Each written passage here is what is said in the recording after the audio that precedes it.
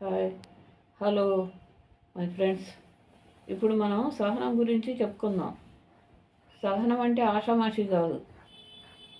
దానికి 7 గుర్రాలు పగ్గాలు వేసినంత కడితే కానీ మనకి సహనం అనేది రాదు. అంత కష్టపడాలి.